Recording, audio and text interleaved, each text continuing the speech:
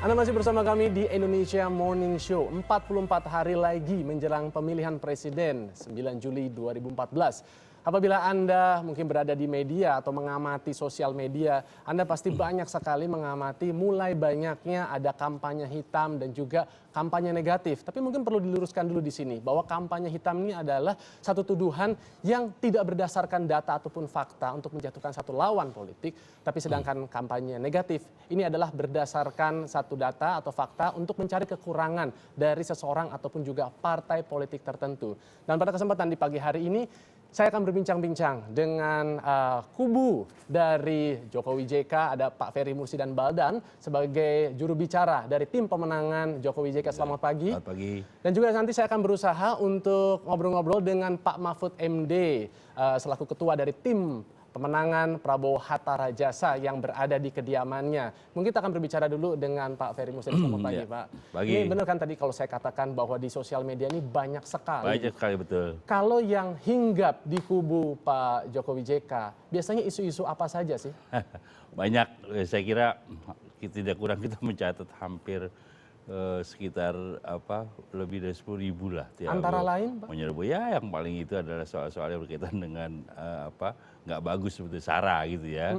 Soal ini ya. Seperti apa itu Pak Ferry? Ya soal soal keagamaan gitu, soalnya menurut saya jadi sangat tidak sehat sebetulnya. Tapi kita tahu gitu, artinya ini kan sebuah refleksi dari sebuah kekurang yakinan, ya kan, artinya kalau kita lihat artinya kalau itu dilancarkan itu adalah soal kalau dilancarkan oleh pihak-pihak yang menyerang itu kan saya kira karena mungkin kalau kita memandangnya karena tidak ditemukan hal-hal yang mampu katakanlah mempengaruhi pemilih, ya kan, untuk mengatakan figur Pak Jokowi atau Jokowi JK ini jelek, tapi makanya kemudian dilancarkanlah itu dalam perspektif itu kita melihat. Jadi menurut saya kita juga tidak terlalu kita cermati, tapi kita tidak mengatakan itu menjadi hal yang harus kita langsung respon. Kita bilang enggak, artinya pengenalan kita, pemahaman kita tentang figur yang kita usulkan saya kira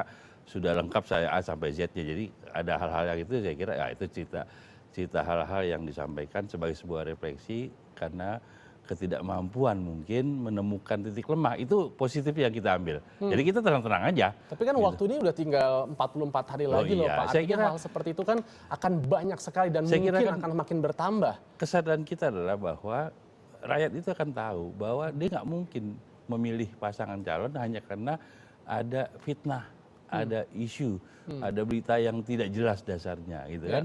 Ya artinya soal misalnya soal keagamaan Jokowi, saya kira apa yang mau diinikan ya kan. Saya kira begitu banyak data yang menggambarkan bahwa dia sudah haji sebelum wali kota, dia Islam sejak awal. Jadi saya kira hal-hal menurut saya jadi sebetulnya kalau pelaku ini menurut saya justru menganggap atau menjadikan pemilih kita dianggapnya tidak cerdas gitu. Makanya saya kira katakan kalau kita berpandangan bahwa pemilih kita itu cerdas gitu. Karena tadi Pak Ferry sudah ada mention mengenai isu berkaitan dengan agama. Ya, ada yang beredar nih di sosial media mengatakan bahwa apabila Pak Jokowi JK ini menjadi pemimpin negara kita ke depan, jadi dikatakan bahwa menteri agamanya ini nanti akan berasal dari Syiah. Benar nggak itu Pak Ferry?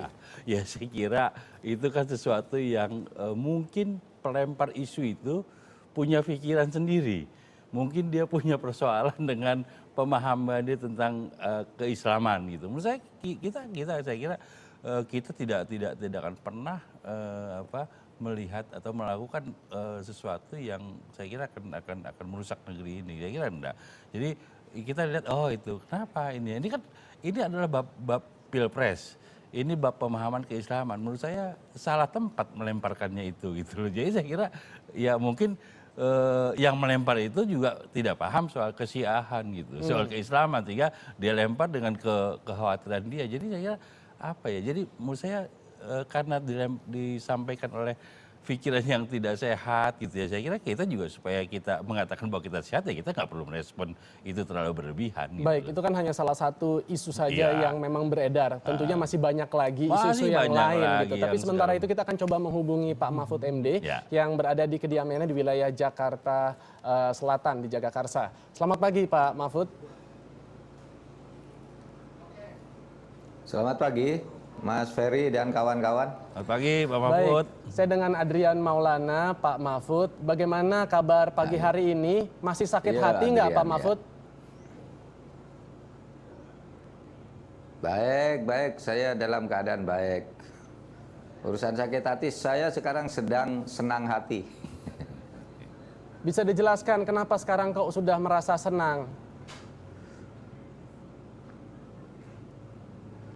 Ya karena biasa-biasa saja sebenarnya. Kan ini soal pilihan politik yang menurut saya kedua pasangan ini punya plus minus masing-masing. Nah sesudah kita punya penilaian tentang plus minus, lalu kita ya memilih sesuai dengan pilihan politik kita. Itu saja saya kira. Setiap kegiatan politik orang siapapun dengan alasan apapun kan menilai dulu. Wah ini jelek sekali kok begini, yang satu juga tapi kelebihannya begini, lalu kita punya pilihan masing-masing. Saya kira itu biasa saja. Itulah sebabnya ada demokrasi untuk menyalurkan dan mengadu secara fair pilihan-pilihan politik itu yang didukung oleh rakyat yang mana. Saya kira cuma itu persoalannya. Baik, Pak Mahfud pasti Yang sudah bagus mutlak mengamati. itu tidak ada, yang jelek mutlak itu tidak ada. Pak Mahfud pasti sudah mengamati bahwa di media banyak sekali kampanye-kampanye hitam yang menghinggapi kubu Pak Prabowo dan Hatta Rajasa. Nah, sebagai ketua dari tim pemenangan Prabowo dan Hatta Rajasa, isu-isu apa sih Pak yang paling santer ada saat ini?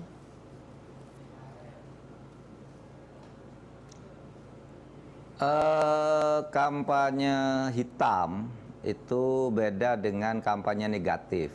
Saya kira kalau kampanye hitam itu dilarang karena gelap, tidak jelas sumbernya dan itu jahat.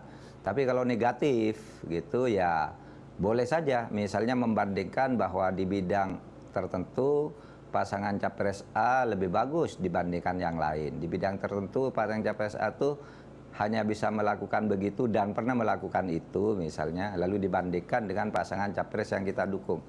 Itu biasa saja menurut saya. Nah untuk Prabowo Subianto saya sih tidak terlalu peduli untuk menanggapi yang sifatnya kampanye atau hitam ya, black campaign. Seperti misalnya soal isu pelanggaran HAM, saya kira itu sudah dijawab berkali-kali. Soal misalnya duit kewarganegaraan dengan Yordania itu misalnya sudah jelas. Ketika saya ditanya oleh wartawan itu bagaimana Pak isu tentang Pak Prabowo punya duit kewarganegaraan. Nah ya saya bilang pertama-tama saya ini bukan pegawai catatan sipil, saya tidak tahu soal itu. Tetapi sudah pasti itu tidak benar. Meskipun saya tidak tahu, tapi itu tidak benar. Karena apa? Karena pada tahun 2009 itu kan sudah didaftarkan sebagai calon wakil presiden dan itu tidak ada problem dengan itu. Kalau memang itu ada kan dulu juga mestinya dilarang. Oke, bagaimana dengan Itu aja, isu yang saya tidak dipecatnya melihat Pak kampanye Prabowo hitam yang dari lain. TNI, Pak Mahfud? Isu dipecatnya Pak Prabowo dari TNI sudah kita juga menjawabnya berkali-kali, ada tim.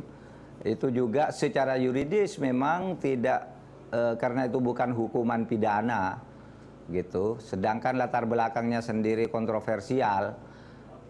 Artinya hal-hal yang terkait dengan itu kan di seberang sana juga ada yang terlibat hal seperti itu gitu ya. Meskipun tidak sampai dipecat. Tapi itu sudah dijelaskan. Yang jelas sebagai pemecatan itu hukum administrasi. Hukum pidananya kan tidak ada yang terkait dengan Pak Prabowo gitu. Sehingga hak-hak politiknya itu memang secara yuridis memang belum pernah dicabut. Nah nanti kita tinggal rakyat suka atau tidak dengan fakta itu. Itu aja masalahnya karena tidak mungkin isu itu ditiadakan. Oke, baik Pak Mahfud MD. Sekarang saya coba akan beralih dulu ke Pak Ferry Mursidan. Ya. Pak Ferry, kita ketahui bahwa Anda berasal dari Partai Nasdem, ya sebagai pengusung koalisi PDIP bersama juga Hanura, PKB, ya. Nah, kita juga mengetahui bahwa Ketua Umum Anda, Pak Surya Paloh, ini adalah memiliki media. Ya. Oke. Sejauh mana sih peran dari media akan digunakan untuk mengantisipasi kampanye hitam ini? Ya, saya kira hal-hal yang saya kira dalam konteks kita memiliki hubungan, saya kira itu juga berlaku sama dengan media lain. Kita berharap bahwa peran media adalah melakukan sebuah penegakan kebenaran. Jadi mengklarifikasi hal-hal yang sifatnya negatif. Jadi tidak membiarkan kemudian bangsa ini adalah menjadi bangsa yang hobi mengkorek-korek, mencari-cari kesalahan, ya kan, apalagi kelemahan orang lain, dan apalagi atas dasar fakta yang tidak punya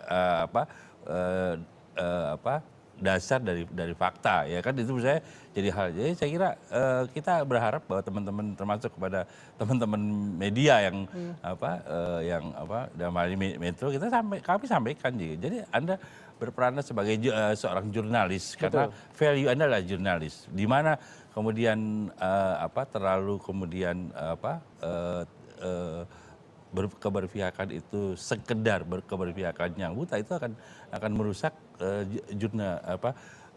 profesi jurnalistik Anda. Makanya saya kira kalau itu benar, sampaikan. Kalau itu tidak benar, sampaikan. Itu menurut saya berlaku untuk semua. Jadi saya kira itu juga menjadi bagian dari pendidikan kepada masyarakat. Itu juga yang kami tanamkan kepada tim sukses. Jadi menurut saya kalau kita asik berseliweran dengan isu-isu yang tadi Pak Mahfud sampaikan, misalnya kampanye hitam, saya kira kita akan asik seolah-olah negeri kita ini punya masa depan yang hitam. Tapi gitu. bagaimana tanggapan Anda dengan melompatnya Haritanu, salah seorang raja media tanah air kita gitu, ke kubunya Prabowo Hatta Rajasa? Bukankah itu sebagai salah satu upaya yang sangat bisa dimanfaatkan dari kubu lawan Anda? Ya, saya kira apapun itu pertama kita hormati itu pilihan, dan saya kira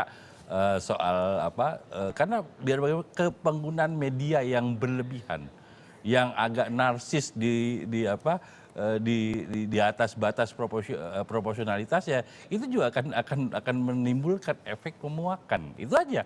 Menurut saya masyarakat kita kan menonton gitu. Begitu lihat misalnya, oh ini agak berlebih-lebihan gitu, orang akan berubah channelnya. Jadi saya kira jangan juga anggap enteng, ya kan, kemampuan masyarakat untuk memilih siaran. Menurut saya kalau kita berlebihan, kayaknya saya bilang tadi over narsis gitu, udah pindah aja gitu, ya kira.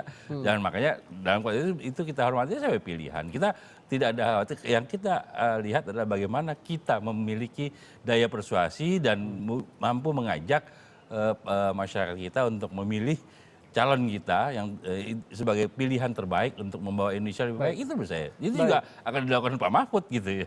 Benarkah begitu Pak Mahfud, bahwa dengan masuknya Haritanu di sini menjadi salah satu tim pemenangan dari Prabowo Hatta Rajasa ini akan membawa dampak yang begitu positif gitu bagi peningkatan signifikan nantinya elektabilitas dari Prabowo Hatta Rajasa? Tentu itu akan kita manfaatkan dengan sebaik-baiknya, dengan semaksimal mungkin lah, bahwa media itu adalah salah satu sarana yang paling efektif, sangat efektif untuk membentuk pemahaman dan menghegemoni tentang pemikiran rakyat tentang sosok seorang yang dicalonkan. Pasti akan kita gunakan sebaik-baiknya. Tapi tentu Haritanu dan grupnya kan punya kode etik sendiri, agar di dalam pemanfaatan, di dalam pemihakan itu juga proporsional. Ya sama saja kan, di sana ada Metro TV yang hampir 20 jam bicara soal kehebatan Jokowi JK. Lalu kita juga akan memanfaatkan hal yang sama, dan itu tidak haram hukumnya. Yang penting jangan black campaign tadi. Negatif campaign itu saya setuju saja gitu. Karena memang itu yang akan diadukan, baik buruknya seseorang, tapi berdasar fakta, bukan berdasar isu-isu atau rumor kosong gitu. Ya, karena kalau kampanye itu seringkali dihembuskan melalui media, masih berkaitan dengan media. Apa sih jabatan yang mungkin dijanjikan oleh Prabowo kepada raja media tersebut apabila memang Prabowo ini terpilih?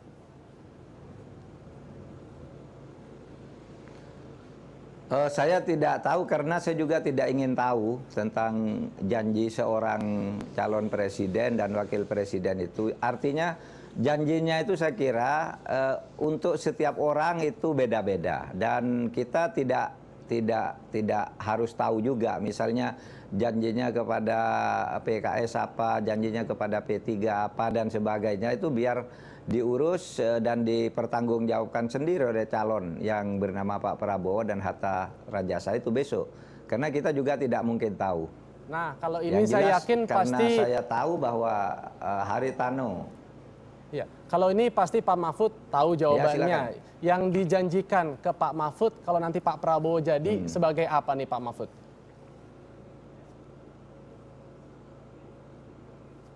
Kalau yang dijanjikan kepada saya bahwa program-programnya yang bagus itu harus dikawal dengan baik dengan penegakan hukum. Saya katakan saya nanti akan menagih janji bahwa hukum akan benar-benar ditegakkan di negeri ini. Kemudian terkait dengan konstituen, karena ini juga menyangkut dukungan massa, maka saya katakan hati-hati tadi di dalam, taruhlah kalau di dalam tempat PDIP dulu pernah ada isu yang dihembuskan, apa tadi disinggung oleh Mas Ferry Morsidan itu, misalnya ada isu tentang Menteri Agama dari si A, itu kan dilontarkan oleh juru kampanye PDIP sendiri. Nah, kita juga kampanye hal yang sebaliknya. Enggak, saya bilang pada Pak Prabowo, saya minta menterinya harus dari Nahdlatul Ulama, dan saya akan mengusulkan tentang nama tentu yang bisa mengayomi semua golongan, tidak mempersoalkan perbedaan aliran seperti sekarang ini yang kemudian menjadi isu-isu kampanye hitam gitu. Itu aja. Mengingat Pak Mahfud adalah juga kader dari NU, apakah mungkin Pak Mahfud ini merupakan figur yang terbaik nih untuk menjadi calon Menteri Agama nantinya? Waduh, tidak layak saya jadi Menteri Agama. Saya punya beberapa orang yang jauh lebih hebat daripada saya mengenai pluralisme, tetapi pemahaman keislamannya sangat dalam dan komprehensif. Saya bukan di bidang itu rasanya. Oke, baik Pak Mahfud. Sekarang kita beralih dulu ke Pak Ferry lagi. Pak Ferry, tadi kita udah singgung juga mengenai kampanye hitam dan juga kampanye negatif. Tapi kalau Anda sendiri secara pribadi sebenarnya setuju nggak sih dengan adanya kampanye negatif seperti itu untuk bisa memenangkan kubu Anda? Kampanye negatif dalam pengertian tidak dalam konteks mengkorek-korek kesalahan personal, karena kita ini paling ahli kalau kita suruh korek dari A sampai Z. Betul, apalagi orang kita lebih ingat dengan yang namanya kesalahan-kesalahan daripada kebaikan-kebaikan. Paling ahli lah gitu. Makanya saya katakan bahwa negatif campaign-nya adalah saya kira ketika dalam reputasi, dalam visi, ya kan, dalam program-program yang akan dilakukan, itu yang menurut saya jadi kita mengcompare gitu ya.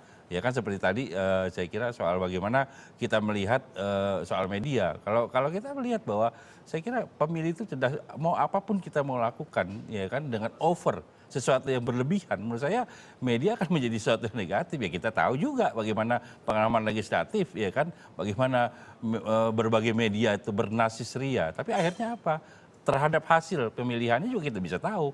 Nah itu menurut saya juga kita harus menyadari bahwa masyarakat itu sangat cerdas dan mereka pegang remote untuk nonton. Jadi dari kubu Anda tidak akan menggunakan kampanye hitam maupun juga kampanye negatif dalam proses untuk memenangkan Jokowi dan JK? Saya kira kampanye negatif itu, kampanye hitam itu untuk apa? Menurut saya ya menangnya belum tentu, dosanya udah pasti gitu loh. Okay. Kita nggak akan gunakan itu. Kita akan mengatakan bahwa kalau negatif ada hal yang dalam sisi reputasi, dalam sisi visi, dalam sisi misi dan program aksi, itu menurut saya jadi menarik gitu. Artinya bagaimana konteks mengidentifikasi persoalan-persoalan Indonesia hari ini gitu ya, yang apa yang harus dijawab oleh capres dan cawapres, itu saya kira lebih menarik. Bahwa itu kemudian dibandingkan secara head to head ya, karena kemudian dua pasangan itu lebih menarik gitu loh. Oke, terakhir untuk Anda Pak Ferry, kampanye apa yang akan dikampanyekan yang menjadi prioritas dari kubu Anda? Ya saya kira ke depan kita ingin menegaskan bahwa ini adalah pemerintahan presidensial ya, yang memperkokoh pemerintahan presidensial, kemudian mengatakan bahwa pemerintah itu harus solid ya. Saya kira pemerintah itu kelemahan pemerintahan yang selama ini saya pasca sangat tidak solid ya kan, beragam manuver beragam kebijakan dan beragam sumber. Ya, yang ketiga saya kira yang pasti adalah ada blueprint apa yang akan dicapai 5 tahun ke depan. Itu menurut saya ya, satu hal yang harus ditegaskan, karena supaya anak Indonesia mahasiswa bisa berhak bermimpi, 5 tahun yang akan datang Indonesia akan seperti ini. Saya kira kalau kita tidak menegaskan itu, ya saya kira kita hidup dalam kegelapan. Akan lebih runyam kalau kita sebagai tim kampanye juga melakukan kampanye hitam. Makin gelap lah masa depan Indonesia. Gitu. Baik Pak Ferry, terakhir untuk Pak Mahfud MD, apa kira-kira yang akan dikampanyekan oleh kubu Prabowo Hatta Rajasa nih menjelang Pilpres nanti mendatang, Pak Mahfud? Banyak yang akan dikampanyekan ya, tetapi mungkin yang paling pokok itu adalah bagaimana memberantas kemiskinan.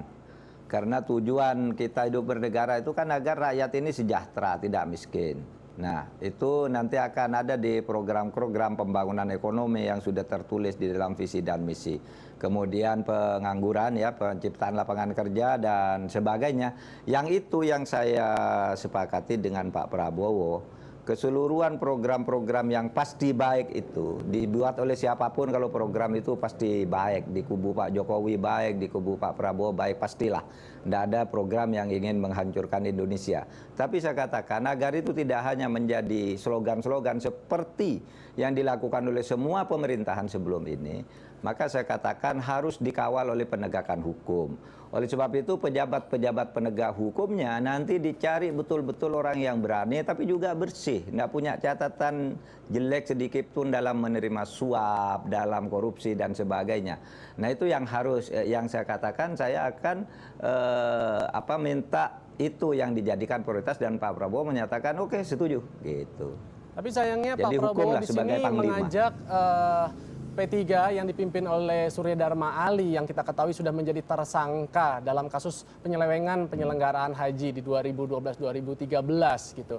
Apakah itu juga yang menjadi isu utama? Karena kalau sekali kami lihat bahwa dari Pak Prabowo dan juga Hatta Rajasa justru meletakkan isu yang berkaitan dengan korupsi itu adalah di poin-poin akhir, bukan di poin-poin awal. Apakah memang kasus korupsi ini tidak menjadi concern yang utama bagi kubu Prabowo Hatta Rajasa? Kalau soal tempatnya di terakhir itu saya kira bisa dijelaskan dengan berbagai cara. Kalau di terakhir itu artinya dia yang akan mengawal sehingga yang bagus-bagus itu di depan.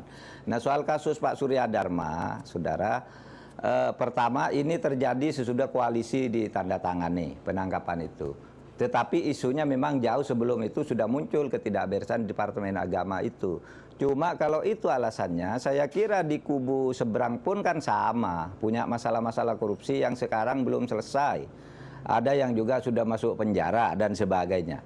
Nah, pada tingkat menteri juga sama isunya, kan tinggal siapa yang membuka dan yang manapun, pasti banyak. Kalau saya menyebut juga kan gampang menyebutnya, baik yang sudah dipenjara maupun yang masih pernah diperiksa dan diselidiki. Lalu yang kedua pasti juga ada pelanggar HAM-nya di kedua kubu. Nah tinggal rakyat sekarang memilih, kan begitu aja. Gitu, Mas. Baik, Pak Mahfud MD, terima kasih atas penjelasan dari Anda dan juga Pak Ferry Mursidan.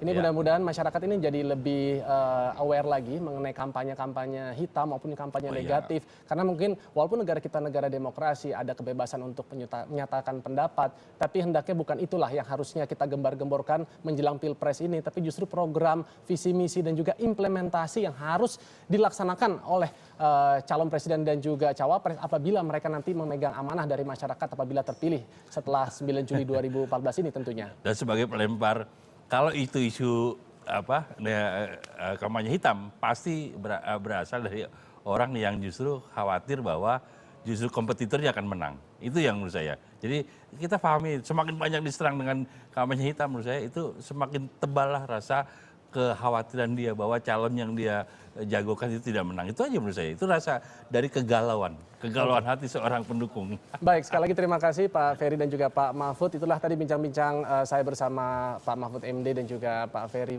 Mursidan. Dan kita berharap semua masyarakat terus mengawal jalannya menjelang pemilihan presiden 9 Juli mendatang. Dan kita harus lebih bijaksana lagi sebelum akhirnya kita menggunakan hak pilih nanti. Dan berikut ini